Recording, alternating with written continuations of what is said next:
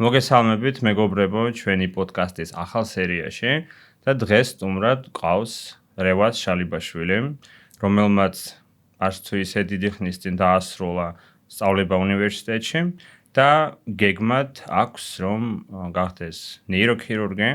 თავი ამოცანა იქნება ტრეინინგი გაიაროს ამერიკის შეერთებულ შტატებში, თუმცა გზად ამერიკამდე რევაზის შემთხვევა შეიძლება ითქვას უნიკალური არის იმით, რომ ის ჯერ ეცდება თავისი სწავლება და ტრეინინგი გააგრძელოს გერმანიაში. გამარჯობა რევაზ. გამარჯობა ედვარდ, მადლობა მოწვევისთვის. ძალიან მიხარია რომ დღეს იქნება ესეთი გვექნება საშუალება რომ გკითხოთ. კითხები, იმიტომ რომ შენი შემთხვევა ჩემის აზრით არის მართლაც უნიკალური, იმიტომ რომ ისედაც რთულ გეგმას თითქოს კიდევ მეტად ართულებ. მაგრამ მოდი ვეცადოთ რომ მაყურებელს ავუხსნათ თუ რატომ კონკრეტულად შენს შემთხვევაში და ნეიროქირურგიის ტრეინინგთან მიმართებაში და შემთხვევაში შენ გიწევს ესეთი როგორ თქვათ უფრო შემოვლითი გზით გავულ. შემოვლითი გზით, კი ბატონო. რომ მოგვიყვე ზოგადად რომ ეს დავიწყოთ სტარტი რომ გქონდეს როგორ მოხვდი მედიცინაში, როგორ დაინტერესდი ნეიროქირურგიით და როგორ მიხვედი USMLM და მის მომზადებამდე. კაი.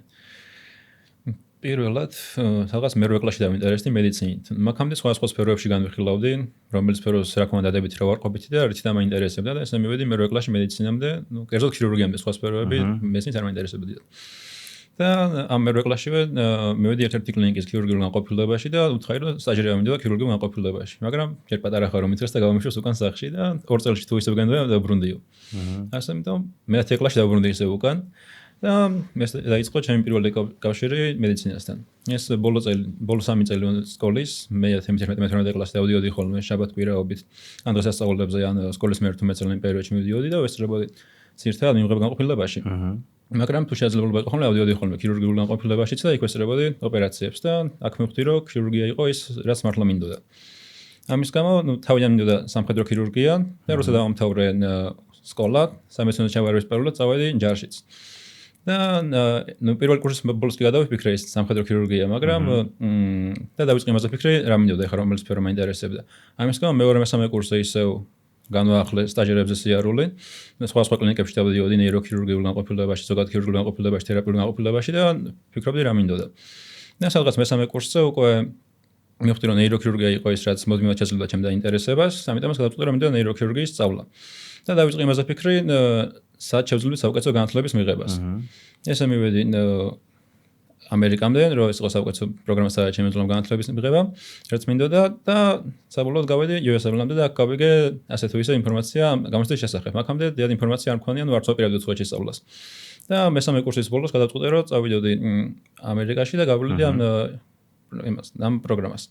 მაგრამ რადგანაც რთულად მოსახვედრი არის ქირურგიაში და განსაკუთრებით ნეიროქირურგიაში ფელოუშიპსა კი არა და რეზიდენტურაში მოხვედრა.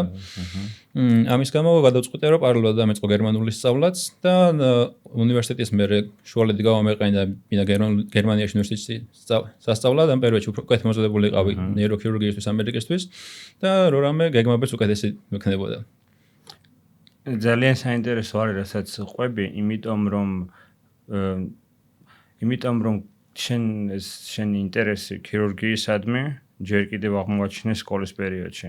რაც ასევე არ არის ხშირი მოვლენა, მაგრამ კარგი არის ჩემის აზრით, იმიტომ რომ თავიდანვე შენს ძალებს ყველანაირად მიმართავდი ამას, ხომ?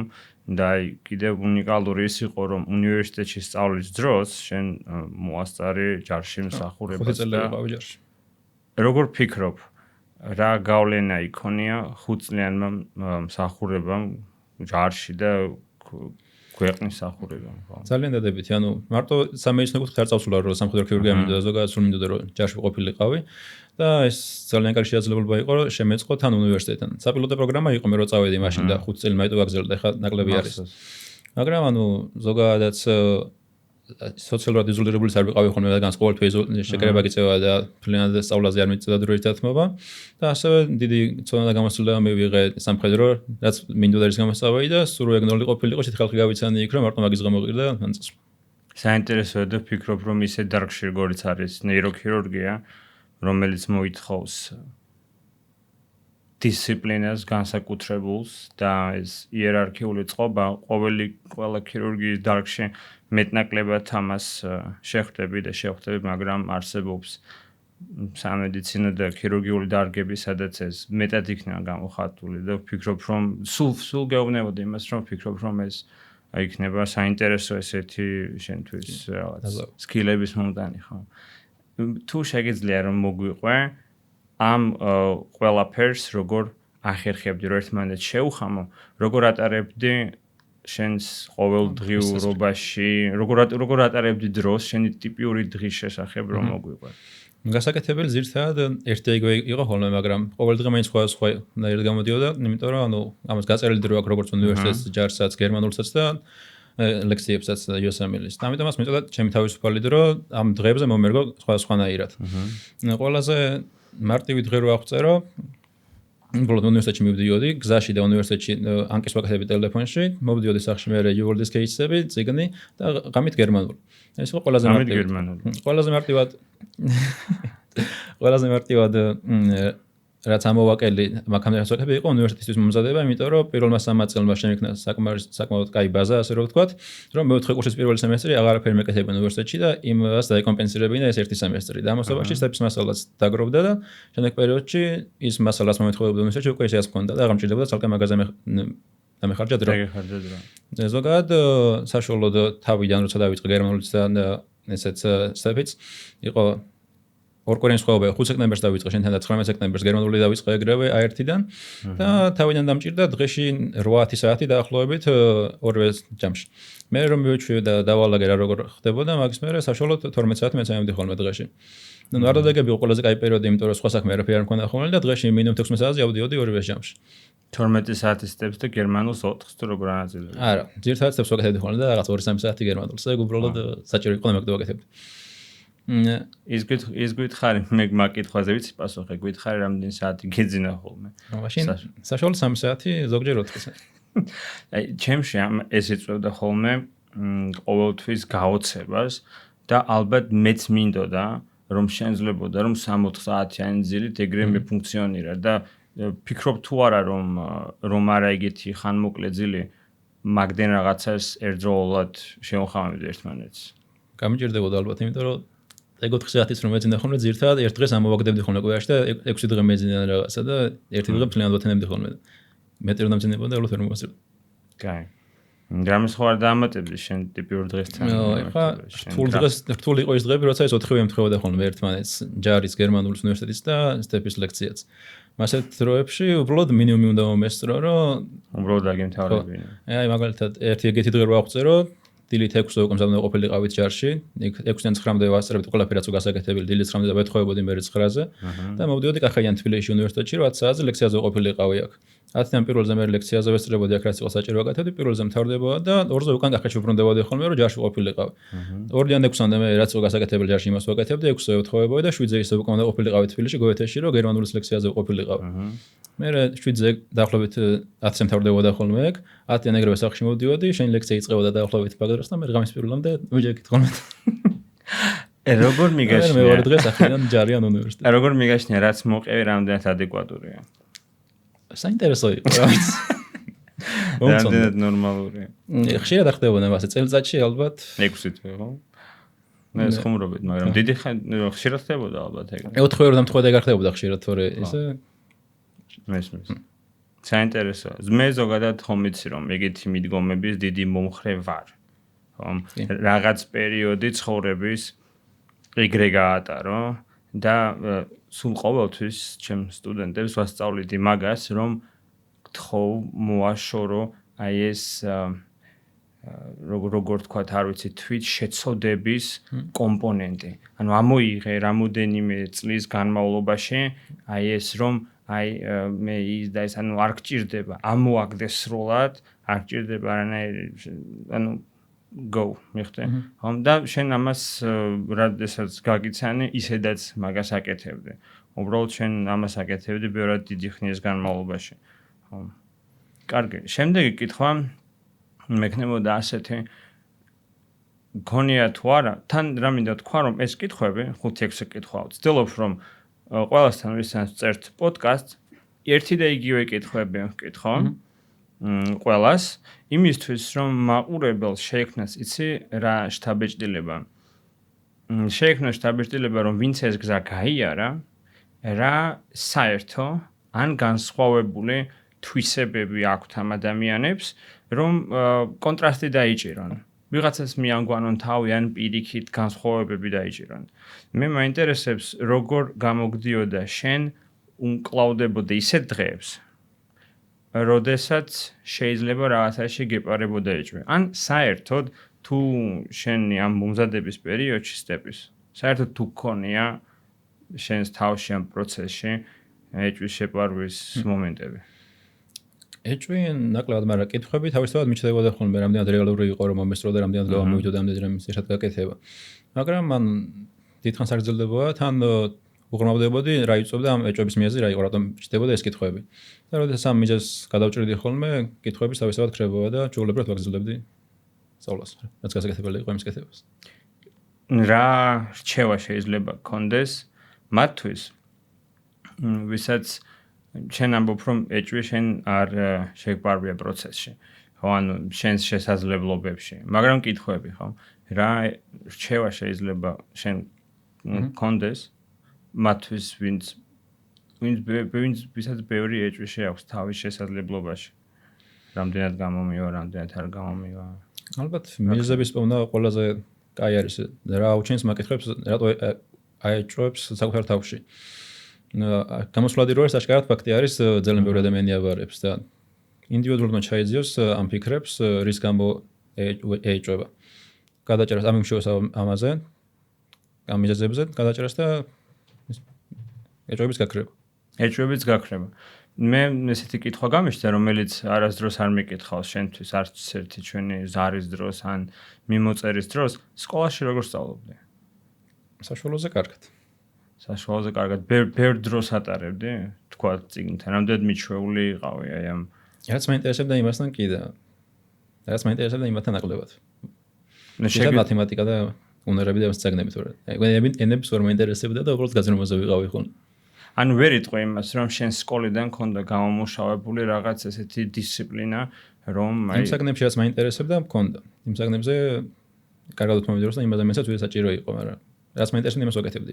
მაგრამ რაც არ გაინტერესებდა, იმას არ აკეთებდი. იმას მინიმალურად დამაკმაყოფილ დონეს. მეც ეგრე სწავლობდი სკოლაში, თუმცა უნივერსიტეტში სწავლის დროს, როდესაც დავიწყე მithumetes სტეპის მომზადება, ეს სქემაც ხადია ამოვარდა.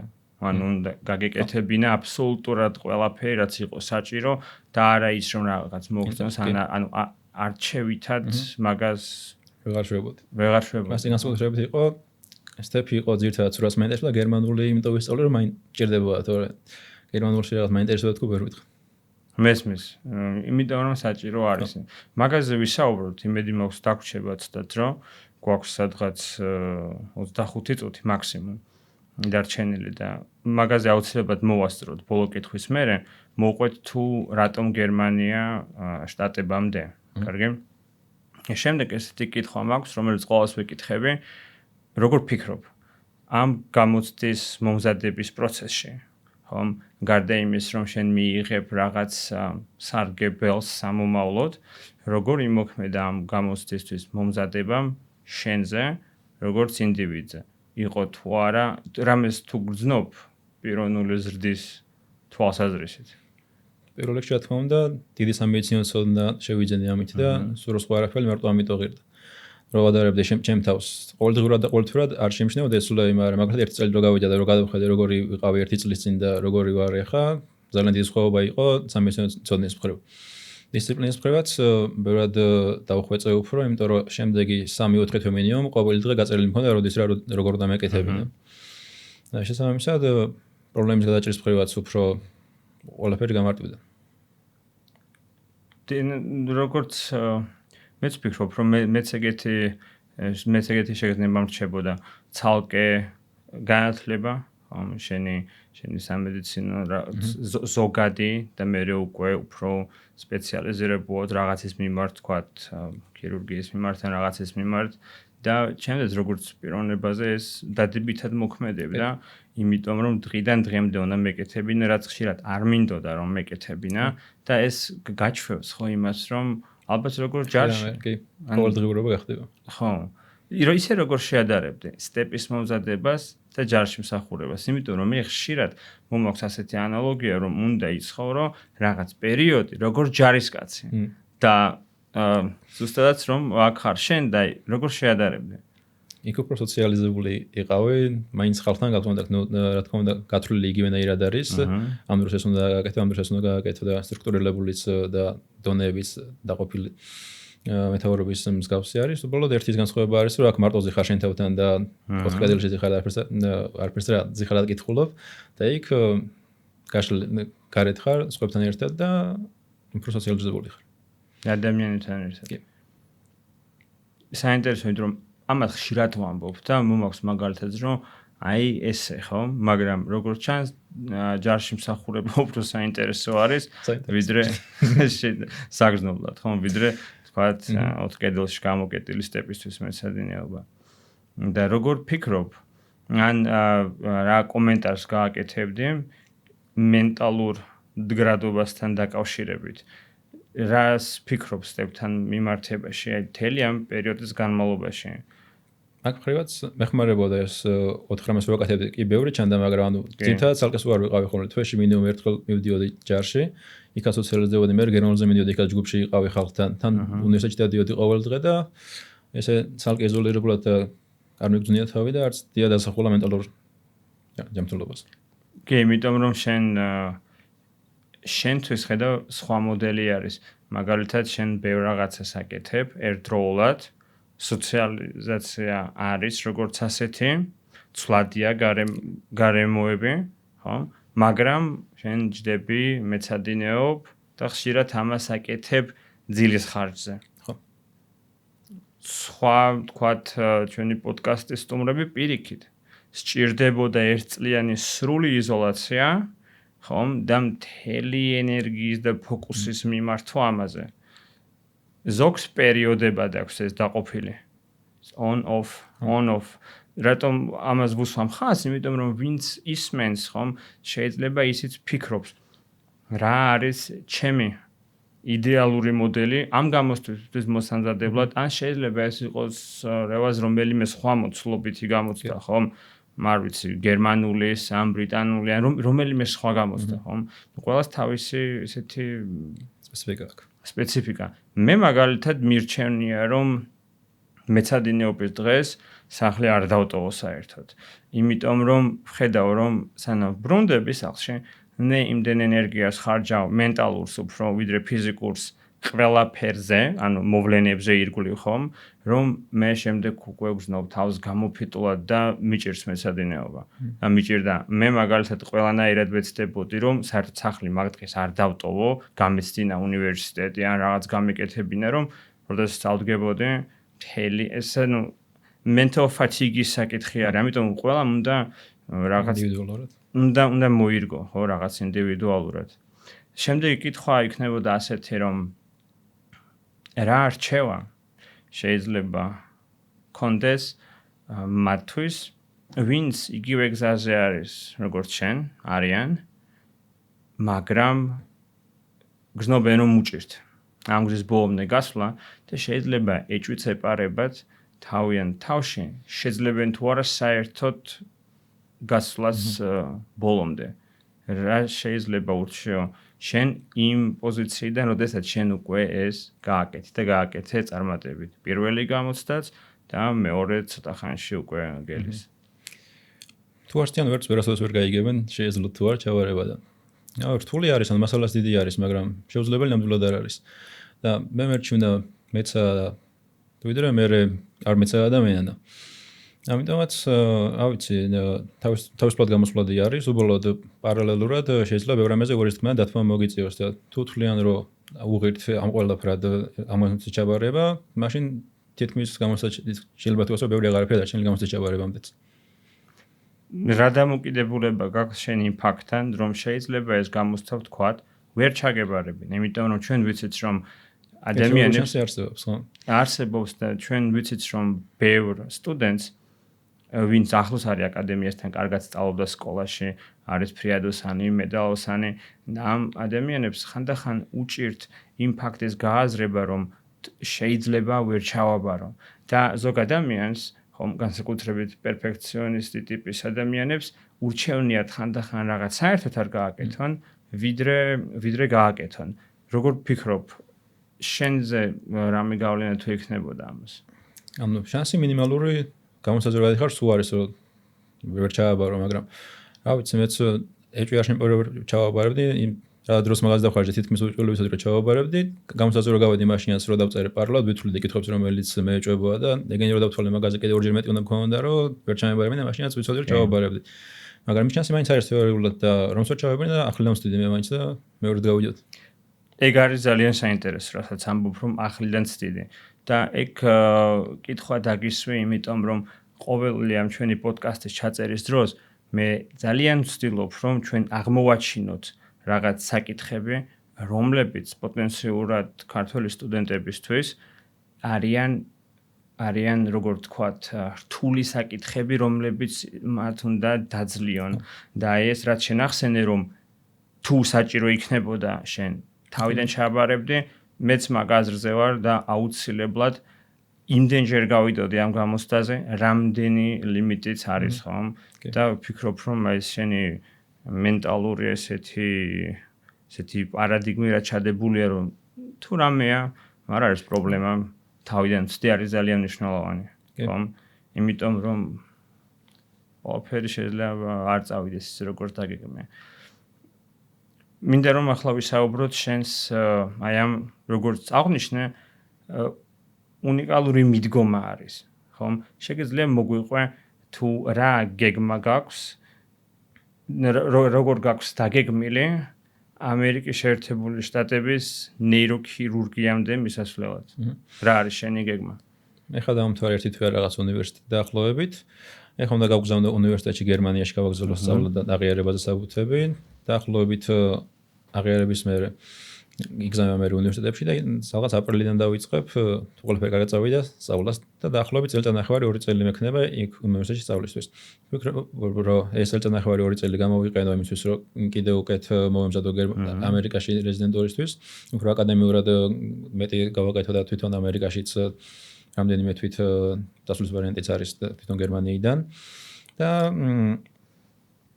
ამ 2 წლის შემდეგ, წელიწადნახევარი 2 წლის მერე ვცადო თვითონ ამერიკაში რეზიდენტურა. ეს ხდება რისთვის?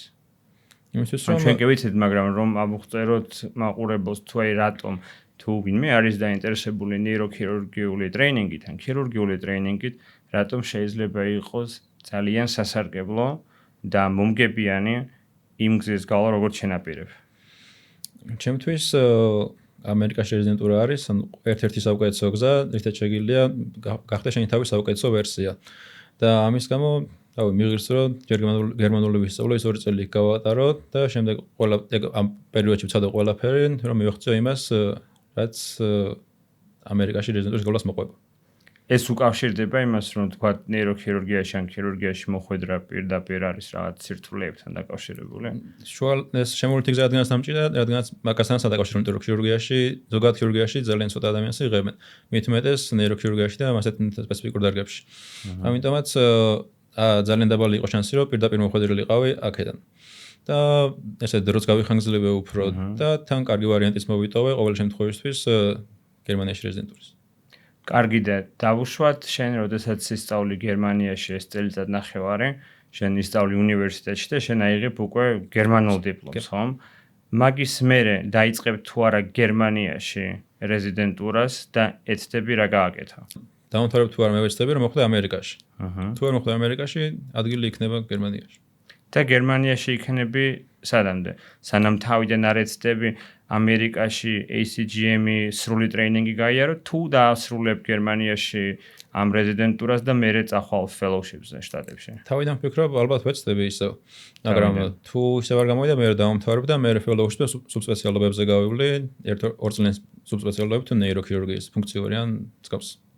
საინტერესო გეგმა და მე ამდენ კითხვას გისვამ, ცხადია პასუხები მე კი ვიცი და მახსოვს, მაგრამ მე მინდოდა რომ ჩვენს მაყურებელს, ვინც არის დაინტერესებული ქირურგიული ტრეინინგით, რომ შეექმნას ესეთი აზრი, რომ ჩამოუყალიბდეს, რომ თუ მაგდენი რესურსი ადამიანს აქვს, რომ სტეპთან მიმართებაში გარდა სტეპის მომზადებისა კიდევ მოემზადოს გერმანულში და დაიმატოს ზემოდან თითქმის 2 წლიანი სწავლა, ეს გიქმნის როგორც მე ვხედავ უსაფრთხოებას, ხო? იმის რომ თუ შენ ვერ იწყებ ქირურგიულ ტრეინინგს პირდაპირ ამერიკაში, შენ დაზღვეული ხარ იმით, რომ შენ გარანტირებულად იწყებ გერმანიის მიწაზე ტრეინინგს. სულ სპეციალობების გავლით შემდეგ ამერიკაში შეგიძლია უფრო საფეხურები ბევრად სწრაფად გაიარო გერმანიაში რეზიდენტურის შემდგომ, ვიდრე სტეპების გარეშე და ამერიკაში ჩასვლის გარეშე იზავთ. გერმანიაში რეზიდენტურაში გატარებული პერიოდი, როგორ ფიქრობ, როგორ აისახება შანსებზე fellowship-ზე მოხვედრის შემდეგ? ვიდრე სიტყვაზე, რომ საქართველოს ან სადმე რომ გაგეულო ტრეინინგი ნებისმიერ პოსტსაბჭოურ ქვეყანაში ან სადღაც. როგორ ფიქრობ, როგორ შეადარებ? ალბათ ბევრად გამიზეს ვიდრე აქ რო ესწავლე. აკადემიურ მხრიდანაც ბევრად უკეთესი დონეები, უკეთესი შეგიძლია განვითარდეს აკადემიურ მხრებით. აკადემიას როდესაც ახსენებ და აკადემიურ ხარეს უნივერსიტეტის პარალელურად შეგიძლია გერმანიაში ჩვენთან რო MD პირდაპირ ხდები, იქ საჭირო არის დისერტაციის დაცვასავით დოქტორ-არბაიტი გააკეთო. ეგ შეგიძლია გააკეთო პირველ წელში მერე, PhD შეგიძლია გადააბა, მალევე რეზიდენტურას რო იწყებ და ყველაზე მაღალი ჰაბილიტაცია რაც შეგიძლია გააკეთო და ეგეც PhD-ზე მე დარწმუნებული ვარ რომ შენ ფიქრობ. ცხადი ამ ნეიროქირურგიული ტრეინინგის. იმას მინდოდა ხაზი გავუსვა რომ შენ იმ წლებს, რასაც გაატარებ გერმანიაში, ცხადია იქნები ესეთ ძლიერ და ესეთ ჩართული ღრმად ამ პროცესში, ხო, წერის, გამოკვლევის, პუბლიკაციის და ასე შემდეგ. ესეთი კითხვა მე გამიჩნდა, ზოგადად ალბათ სახის ქირურგიული კითხვა, ნეიროქირურგიაში რომელი მისი ნაწილით ხარ ყველაზე ძალიან დაინტერესებული? უფრო ფუნქციური ნეიროქირურგიით, BCI რაც არის. ეგ მაინტერესებს ყველაზე მეტად. და თუ გაქვს ამ ეტაპზე საომავლო გეგმები. თუ არ გენდობა შეგიძლია ამაზე არ ვლაპარაკოთ. ან თუ გაქვს და გინდა რომ გაგვიზიარო. ახლა მოვალ რაც ვლაპარაკე ეს გერმანიის ეს არის და შორეულ პერსპექტივაზე რო ვთქვა, ოღონდ წლები დაჭირდება ამას, მაინც სანამ შესაბამის ცოდნას გამოცდილებას და უნარებს დავაგროვებ, მე მინდა რომ აქ უფრო ხელმისაწვდომი გავხადო ქართული სამედიცინო სფეროს წარმომადგენლებისთვის, უფრო მაღალი დონის სამედიცინო განათლების მიღება და მოსახლეობისთვის კიდევ უფრო მაღალ სტანდარტული სამედიცინო დახმარების გაწევა.